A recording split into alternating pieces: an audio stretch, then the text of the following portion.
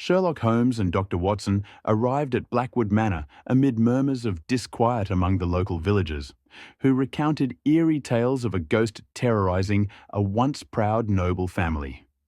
The two gentlemen accepted the invitation from Lord Blackwood, who confided that a mysterious presence had haunted his ancestral estate for several weeks. Holmes listened intently as Lord Blackwood explained that strange sounds and inexplicable disturbances had unsettled the manor's tranquility, casting a pall over the household. Holmes observed the subtle anxiety in the Lord's voice, and Watson noted that the look in his companion's eyes was one of keen anticipation for the unravelling of yet another enigma. Holmes stated that every case, no matter how spectral it appeared at first glance, harboured a human origin.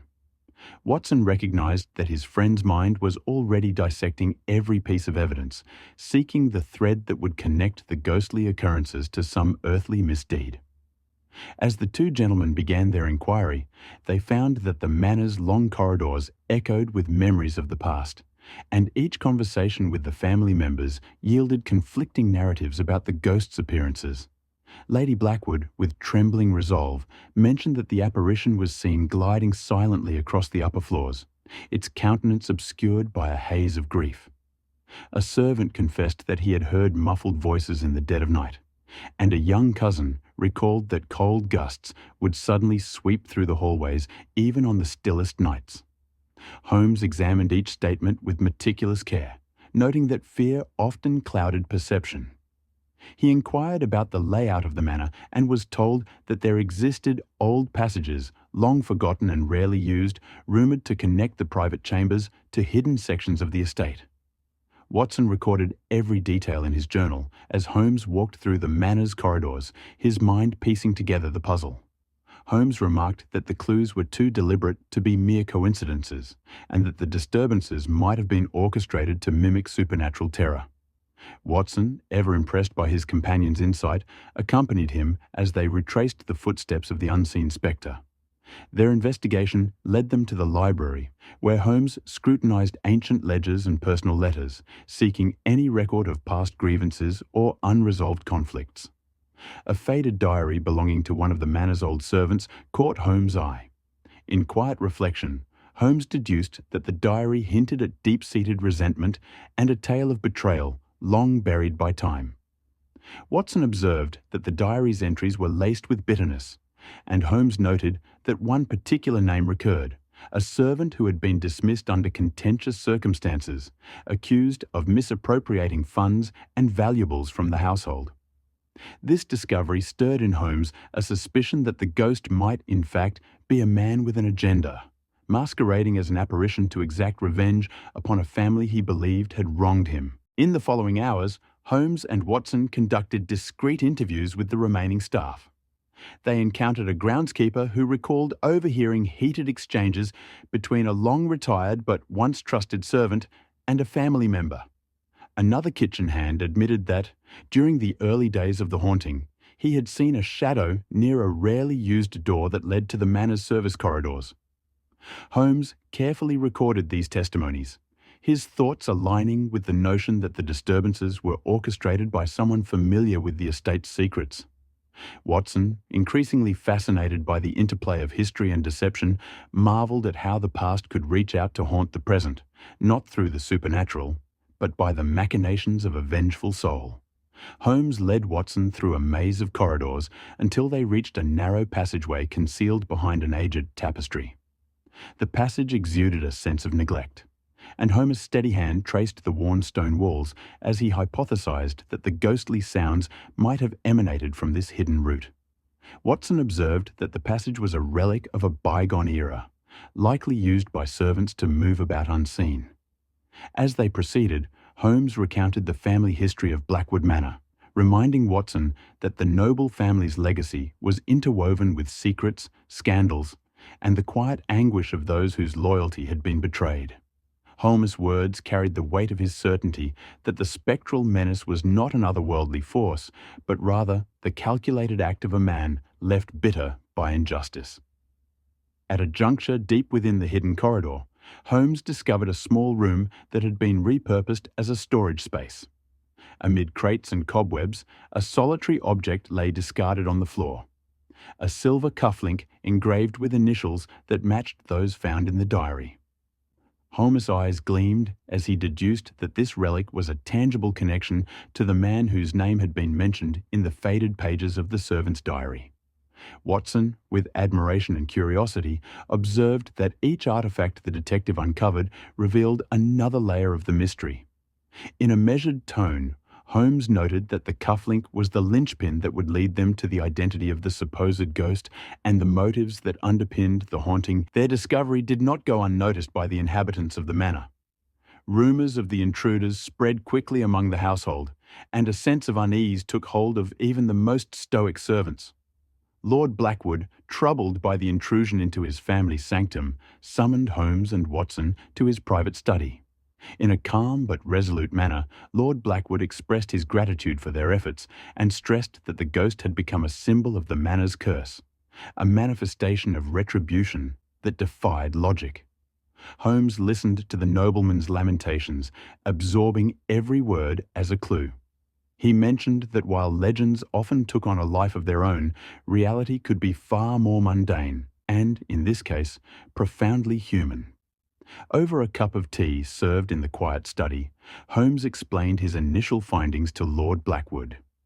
He conveyed that the spectral occurrences were likely engineered to invoke terror and divert attention from a more personal vendetta. Watson noted that the detective's tone was measured and his reasoning methodical, as he linked the history of betrayal recorded in the diary with the physical evidence found in the secret passage. Lord Blackwood, though visibly shaken, agreed that the idea of a ghost was less credible than the possibility of a human agent cloaked in superstition. He recalled that the manor had once been rife with inner strife, and old grudges could indeed resurface in dangerous ways. In a low and reflective voice, Holmes recounted that the silver cufflink was emblematic of a past era when loyalty was paramount, and its presence in the hidden room signified that the culprit had intimate knowledge of the estate. Watson observed that Holmes' deductions carried the certainty of a man who had solved many puzzles before, and he felt the weight of history pressing in on them as they unravelled the narrative of betrayal.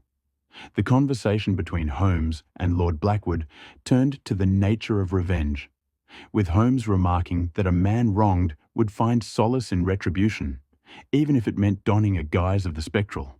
Lord Blackwood confessed that his own family had been embroiled in scandals that were whispered about in the halls, and that the resurfacing of old wounds could have empowered someone to commit these heinous acts in the name of justice. With the new evidence in hand, and a deeper understanding of the household's past, Holmes and Watson resumed their exploration of the manor. They retraced their steps along the hidden passage, noting that the route itself was meticulously designed to be unnoticed by most residents. Holmes pointed out that the very existence of such passages was a relic of a time when privacy and discretion were prized above all, and that this particular route had likely been used to discreetly transport objects of value and sensitive documents. Watson recorded that the passage might have been the perfect setting for someone intent on staging a ghostly appearance, using the echoing corridors to their advantage.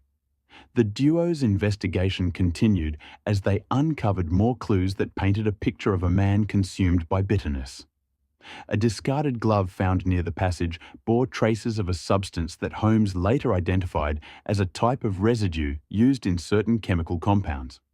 Holmes deduced that this substance could have been used to create illusions of a spectral glow or to produce sounds that would set the nerves on edge. Watson marveled at the detective's ability to connect seemingly unrelated details, remarking internally that each step they took led them closer to understanding the true nature of the haunting.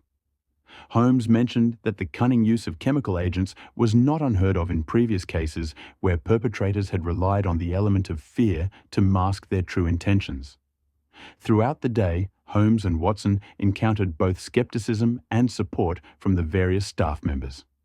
An elderly maid recalled that the ghost's voice sounded eerily like that of a man who once served the family with undying loyalty. Another caretaker admitted that he had seen the figure of a man gliding through the corridors on moonlit nights, but had dismissed it as a trick of the light until the whispers of revenge grew louder. Holmes collected these fragments of testimony with the precision of a surgeon, weaving them together into a tapestry of motive and opportunity. Watson noted that each account, however inconsistent, reinforced the idea that the haunting was no random act of terror, but a calculated performance enacted by someone intimately acquainted with the manor's hidden spaces. In the quiet moments that followed each revelation, Holmes pondered the nature of justice and retribution. He remarked in a reflective tone that even Watson could appreciate that the human heart harbored a capacity for both profound loyalty and deep-seated vengeance. The detective observed that the ghost, if it indeed were the guise of a man seeking retribution, was emblematic of a broader human truth, that the past was never truly dead, and its ghosts could rise when injustice had been left unaddressed. Watson felt a sense of solemnity as he listened, his own thoughts echoing the weight of unresolved grievances and the inexorable pull of fate that bound every individual to their history. As twilight approached, Holmes convened with Lord Blackwood one last time in the manor's drawing room. In a measured conversation, Holmes explained that the evidence pointed towards a man who had been wronged by the Blackwood family, a man whose identity had been carefully concealed under layers of myth and misdirection. Watson observed that Holmes' deductions were not only precise, but also imbued with an understanding of human fallibility. Lord Blackwood admitted that there had been a servant who had been expelled under circumstances that remained shrouded in mystery, a man whose silence had been interpreted as guilt rather than a cry for vindication. Holmes stated that such an individual, harbouring years of bitterness, might have taken to orchestrating a ghostly appearance to serve as an instrument of his own revenge. Before retiring for the night, Holmes and Watson revisited the hidden passage one last time, determined to unearth any further remnants of the past that might solidify their theory. They scrutinized every nook and cranny until Holmes' keen eyes caught sight of a set of faded footprints leading from the secret room to a narrow stairwell. Watson recorded this discovery with a sense of inevitability, for it tied together the accounts of the servants with the tangible evidence gathered over the day. Holmes noted that the footprints bore the unmistakable impression of a man who had once moved with purpose and determination, and that they were too deliberate to have been left by a mere trick of the imagination. As the evening deepened, Holmes recorded his reflections in a quiet tone that conveyed both certainty and melancholy. He expressed that the true spectre of Blackwood Manor was not a force of nature, but rather a man embittered by injustice, whose quest for retribution had transformed him into a phantom in the eyes of those too fearful to seek the truth. Watson, feeling the gravity of their discoveries, remarked silently that the case was a poignant reminder of how the unresolved pains of the past could manifest in unexpected and terrifying ways. Holmes' voice remained resolute as he concluded that uncovering the identity of this man would require not only further investigation, but also a delicate handling of the fragile emotions that had festered over decades. In the final moments of the day, as the manor settled into a tentative calm, Holmes and Watson prepared for what lay ahead. They planned to return to the manor at first light, intent on following the trail of clues that would lead them directly to the ghost's human guise. Holmes' mind was alight with possibilities, and Watson sensed that each piece of evidence was drawing them ever closer to a confrontation with a man driven by a potent mixture of rage and sorrow. The detective reflected that every case was a reflection of the human condition, and that even in the guise of a ghost, the true culprit was as fallible and passionate as any man. Thus concluded the day's work at Blackwood Manor, with Holmes and Watson united in their resolve to peel back the layers of mystery surrounding the haunting. In their silent determination lay the hope that the truth, however painful, would eventually bring closure to a family tormented by shadows of the past. The manor, steeped in history and regret, had revealed only fragments of its secrets, and the first chapter of this intricate case had been written in whispers of betrayal and vengeance. As the night drew on, the two detectives prepared themselves for the revelations that awaited them at dawn, their thoughts entwined with the enduring quest for justice and the unyielding pursuit of truth. Sherlock Holmes and Dr. Watson resumed their investigation with a resolve that grew steadier with each uncovered clue.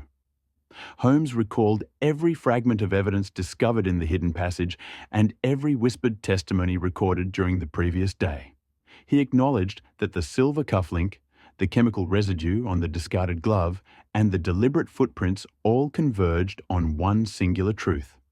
The phantom of Blackwood Manor was not a spectral force, but a man driven by a deep and bitter grievance.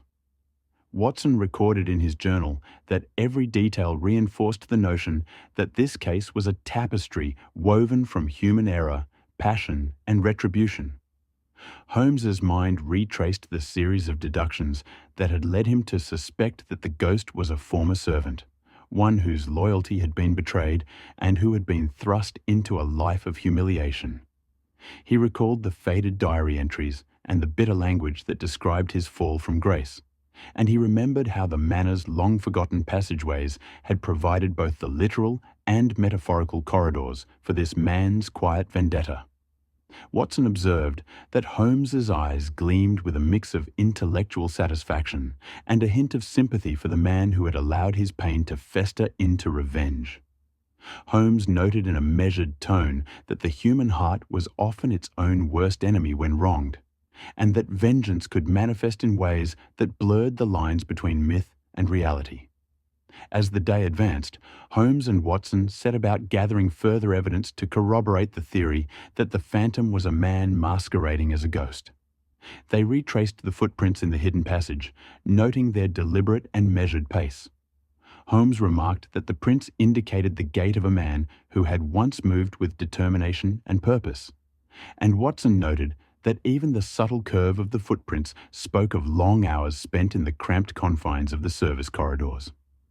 In a quiet conversation recorded in Watson's journal, Holmes explained that the prints confirmed the presence of a man whose movements were too calculated to belong to a mind ensnared by madness.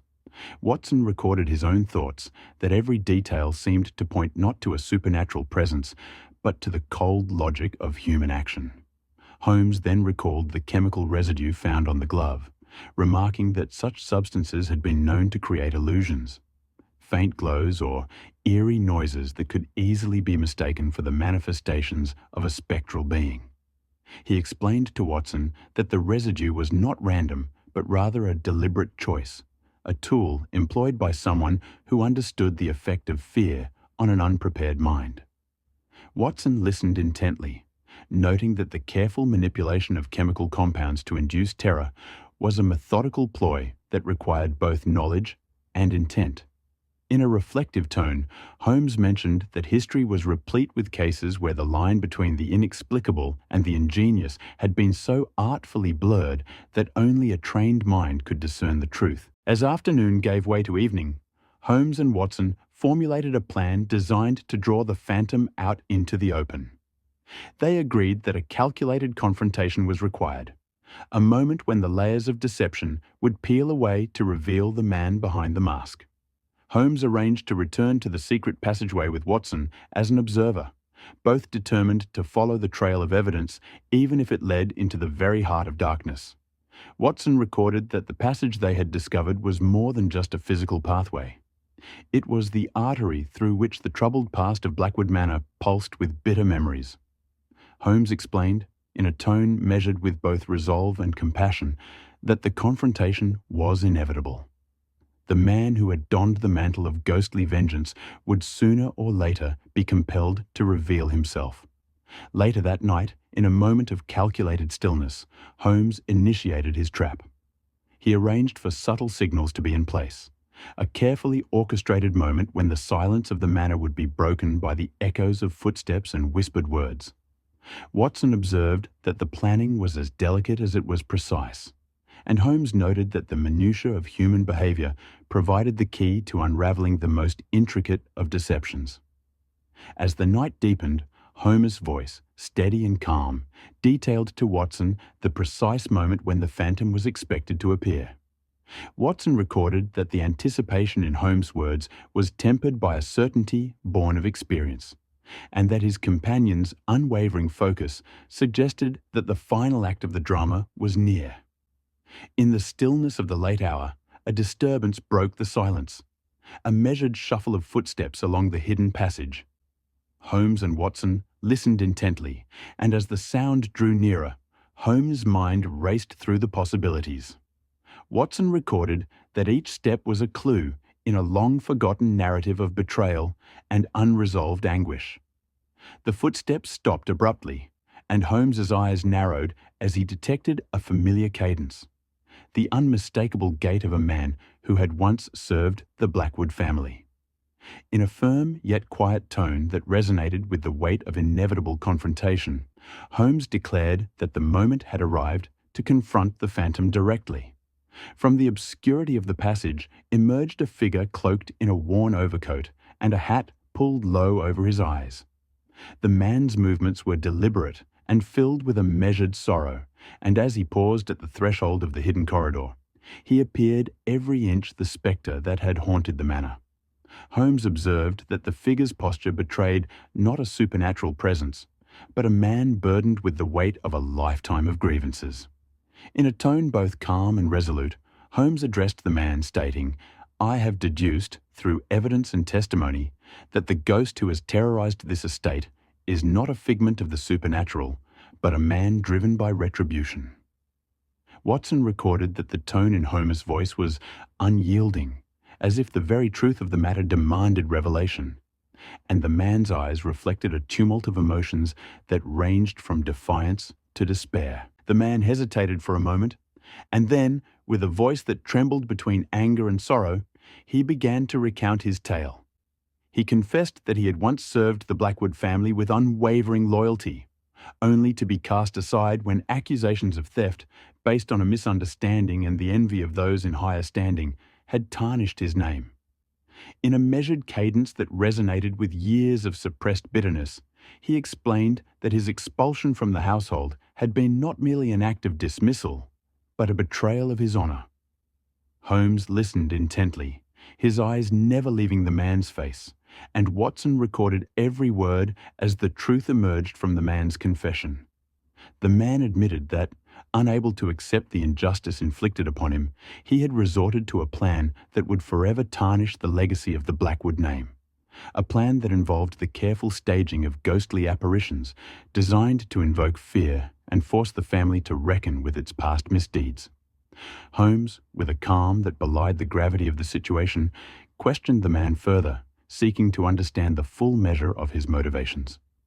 The man, with a voice laden with remorse and defiance, explained that he had been driven to the edge by years of isolation and humiliation. He mentioned that the clandestine passages of the manor had provided him with both refuge and the perfect stage for his dark theatrics. Watson recorded that every word the man uttered painted a picture of a life steeped in betrayal, and that the echoes of injustice had finally found expression in an act of retribution. Holmes remarked that while the man's actions were inexcusable, they were the tragic culmination of a series of events in which loyalty had been betrayed and honor trampled upon. In a reflective tone, Holmes stated that the heart of every human being, when wounded deeply, could transform pain into a force that seeks to punish the source of that injury. The confession, though laced with the bitter tang of regret, left little room for doubt. Holmes explained that the ghostly appearances, the eerie footsteps, the chemical residue, and the deliberate manipulation of the manor's secret passage were all calculated measures employed by a man who had nothing left to lose except his dignity. Watson recorded that the man's confession was not merely a justification of his actions, but an exposition of the circumstances that had driven him to such extremes. Holmes remarked that every detail of the man's account was corroborated by the evidence gathered over the past days, and that the convergence of physical proof and testimonial recollections left little doubt about the truth. As the confrontation progressed, the atmosphere between Holmes, Watson, and the man grew increasingly charged with the interplay of emotion and logic. Holmes, in a tone that combined both empathy and a steadfast commitment to justice, questioned the man about the specific moments that had compelled him to embrace the guise of a spectre. The man recounted how, on moonlit nights, He would traverse the hidden passage to observe the noble family's gatherings, his heart swelling with a mix of sorrow and anger at the life he had been denied. Watson recorded that the man's words were filled with a tragic irony. A life dedicated to service reduced to a spectre haunting the very place that had once been his home. Holmes observed that the ghostly theatrics were not born out of a desire for supernatural notoriety, but were the desperate cry of a man who had lost everything of value. In a quiet yet unyielding tone, Holmes stated that the deception was complete only when the man's actions had irreversibly marred the family's reputation, leaving a legacy of fear and regret in their wake. The confession continued, with the man explaining that every calculated step he had taken was designed to serve as a reminder of the injustice done to him. He confessed that the chemical residue was chosen precisely because it produced an effect that defied easy explanation, a phenomenon that would be easily ascribed to the otherworldly rather than the methodical handiwork of a vengeful man. Holmes noted that the man's admission was as damning as it was enlightening, for it not only unveiled the identity of the ghost, but also laid bare the motivations that had fueled his actions. Watson recorded that the interplay between remorse and defiance in the man's voice painted a portrait of a soul irrevocably scarred by betrayal, and that the path to redemption, if it existed, would be as tortuous as the secret passageways of the manor. Holmes, with an air of both finality and measured compassion, declared that the case of Blackwood Manor had reached its denouement. He explained that the evidence, when assembled in its entirety, left no alternative but to recognize that the terror that had once seemed supernatural was the deliberate work of a man desperate for vindication. Watson recorded that the conclusion was as bittersweet as it was inevitable, a revelation that the true ghost was not an ethereal being, but a man whose life had been consumed by the bitter fire of injustice. In a tone that resonated with the sorrow of a life spent in the shadow of regret, Holmes remarked that the nature of human frailty was such that even the most loyal of servants could be driven to commit acts that defied conventional morality when their honor was so grievously compromised. In the measured silence that followed the confession, the trio's emotions intermingled with the undeniable logic of the facts laid bare. Holmes noted that while the man's actions were driven by a desire for retribution, they ultimately served to highlight the corrosive power of injustice. Watson recorded that the interplay between the human heart and the relentless pursuit of truth had reached its apex, and that the final act of the case was as much a lesson in empathy as it was in detective work. Holmes declared that the path to true justice required not only the exposure of wrongdoing, but also the recognition of the pain that had precipitated it. He explained, with quiet authority, that while the man would be held accountable for his actions, the case of Blackwood Manor served as a reminder that the echoes of the past could reverberate into the present in ways that were both tragic and inevitable.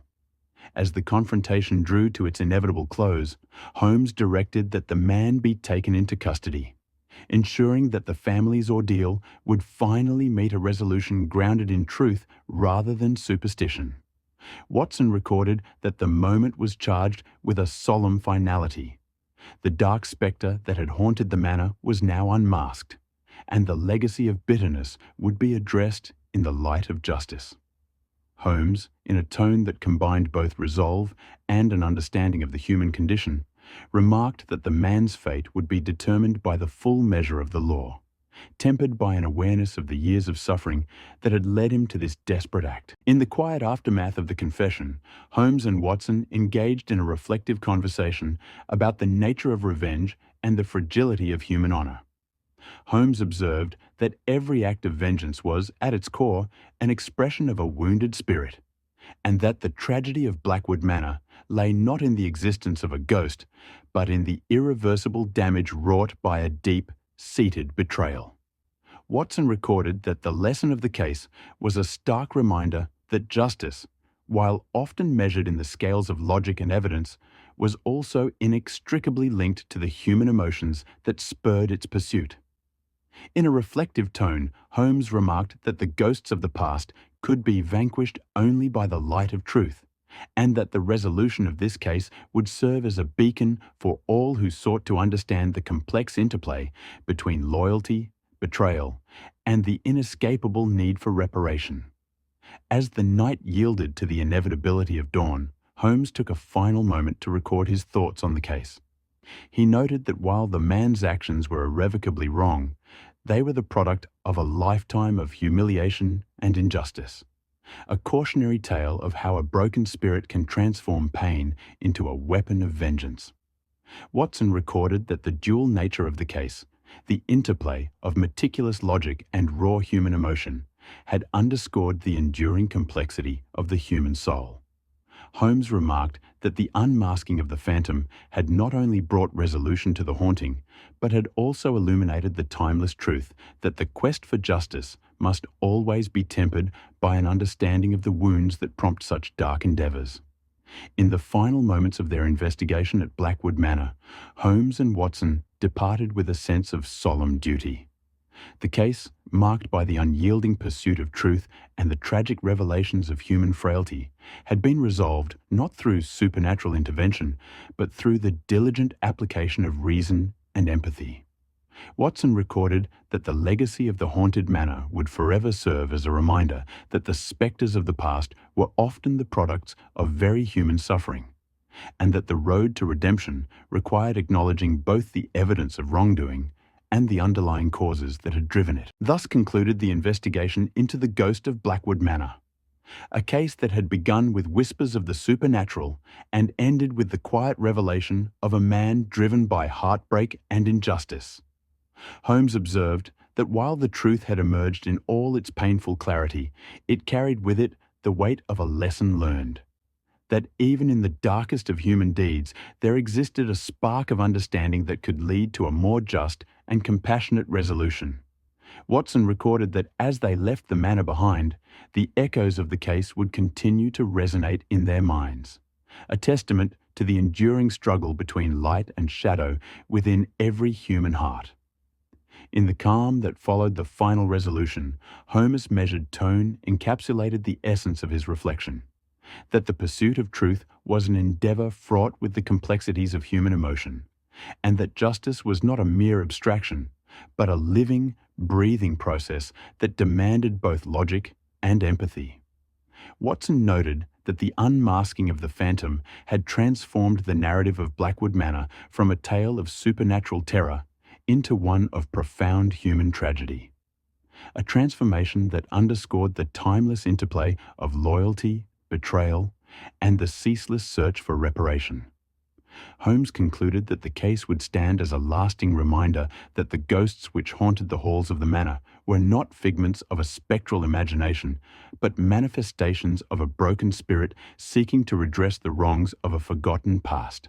And so, with the truth fully revealed and the shadow of vengeance dispelled, the legacy of Blackwood Manor was forever altered. Watson recorded that while the night had given way to the promise of a new dawn, the memories of the case would linger as a poignant reminder of the cost of injustice, and of the redemptive power of uncovering the truth, no matter how painful it might be. In the silent understanding that passed between Holmes and Watson, the case of the haunted manor was not simply solved. It was etched into the annals of their shared experience as a testament to the enduring, if sometimes tragic nature, of human striving for justice.